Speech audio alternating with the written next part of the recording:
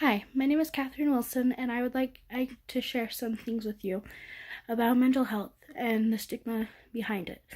I feel this is really important to address because I've seen so many people struggle and not be able to get the help they need. So here's my story. I've never really opened up to many people about my struggle with mental health and how it has affected me. I've told bits and pieces to many people, but only a select few know the full spectrum of what has been going on the past couple of years. I've always been a people pleaser. I've always wanted people to be proud of me and never see my imperfections and shortcomings. This would end up leading to toxic perfectionism. This is just a recent development of learning what it really means. To put it into simple terms, toxic perfectionism is when you want to do the best, even to a point no person can physically or mentally reach. This ends up eating away at a person and soon can leave them feeling useless or not worthy of anything because they are unable to accomplish the set goal they had in mind. Our Heavenly Father wants us to do our best, but not to a point where we are damaging our minds and souls. He wants us to strive to be happy. Please don't get toxic perfectionism mixed up with plain old disappointment. This goes on beyond the point of just disappointment or being sad. It is debilitating and gut-wrenching, the lengths that one goes to just to be simply good enough. I have started trying to teach myself that I have to work with what I've been given. We are all going to come upon dips in the road of life. It is inevitable. We have to learn to accept that. But how we deal with those dips defines who we are. I think social media is toxic. Many people may disagree with me, but I feel that is true. We only ever see the best of people. We see their perfect dates, perfect outfits, and makeup. We see their summer trips and flawless lives. Don't get me wrong, there are a few people who I follow who post wholesome, uplifting content.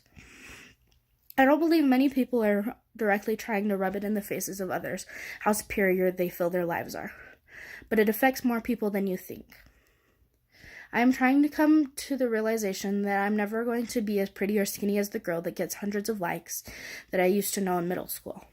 I have to be okay with that, though, or else it's going to eat away at me little by little until there's nothing left.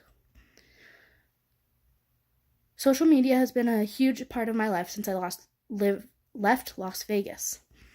At first, it was a perfect way for me to stay in touch with those friends I no longer would be able to see, but over the years, it has become detrimental to my soul. I dread nights of school dances because I'm not lucky enough to have been asked and get depressed thinking if I did something wrong to hinder my social experiences.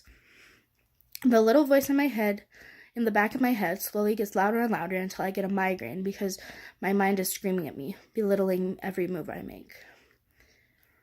My anxiety started when I was very young. My parents described situations that they thought were normal for me, just being small, and their first child. But over time, they realized it wasn't normal. We went to doctors thinking something may be wrong with my thyroid, as many cases of depression and anxiety are triggered by the thyroid problems. But all tests to this day have come back normal. I was put on medication around age 9 for generalized anxiety and depression. Medication should not have so much of a stigma around it. If you are to have an infection or the flu, what do? You go to the doctor and they would prescribe you a medication for you to take. Sometimes the medication will work, other times it takes trial and error. But if you are sick, you want to feel better, so you continue to go to the doctor until you are healed. It is no difference with mental health. Your brain is literally misfiring and not working.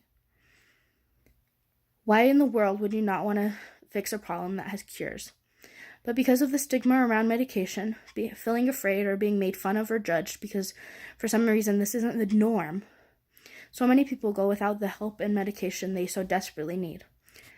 Don't get me wrong, not everyone with a mental health problem needs medication. There are other things like therapy and spiritual healing that can work just as well, but it is never a bad idea to talk to your doctor. They are there to help. Another thing people need to understand is many times there is not just one thing that is going to heal you. Usually it takes partnership of medication and therapy and help from a respected religious mentor, if not many other things. There are so many aspects to our mind that one thing can't simply help every part. I was thrown a major curveball in my life in late 2016, early 2017. I had bouts of depression before in my life. I wasn't a naturally happy person, nor was I an optimist. But what was about to happen was unlike anything I had ever experienced before. I hadn't even been around anyone to the extent of what I would reach. I no longer wanted to go anywhere. Nothing was fun. I couldn't connect to anyone on a personal level anymore. I was just sad. But then came March 2017. I quit school because my mind just wasn't working anymore. That's the best way I can explain it. It was foggy and I couldn't think straight. I was failing all my schoolwork and nothing made sense. I was at home 24/7. I couldn't even be dragged out of the house to go to the grocery store because I felt so inadequate compared to everyone else. It soon came to a point where I was a threat to myself.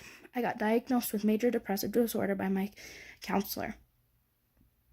I won't go into too much detail, but there were several times I was close to be taken to a hospital to separate myself from the world, and because I was such a threat to myself. I was suicidal. I idolized the idea of death, and I just wanted my aching of my heart to stop and for my mind just to be silent. At that point, I thought it was the only way to do that was to end my life. I was going to a counselor on a weekly basis to figure out coping mechanisms that could try and quiet my mind for a few minutes at a time. I dreaded these sessions, even though now I can see it was for my own benefit. I was lucky to have so many people love and support me through this difficult time, but I also had friends leave me because they didn't know how to deal with me. Other people from my church didn't know how to approach this situation, so they simply stayed away or didn't do anything. Again, there was so much stigma around depression. I also tried to keep a happy face on anywhere I went, so I don't think many people as many people I thought knew about what was going on. But if I had one wish, it would be for people to treat mental illness like it really is, a disease. Many people are on life support in a way when they are struggling. They grasp at anything just to exist. This should be treated no differently than somebody who has cancer and is on literal life support. But the difference is that the person with cancer would get prayers and well wishes, cards and flowers, while the person with depression would simply get the phrase, snap out of it. Can you see what is wrong with that? If any of my words have had any impact on you, please share it with others. We should not shy away from the fact that mental illness exists in people all around us and those we love and care for. End the stigma, one person at a time.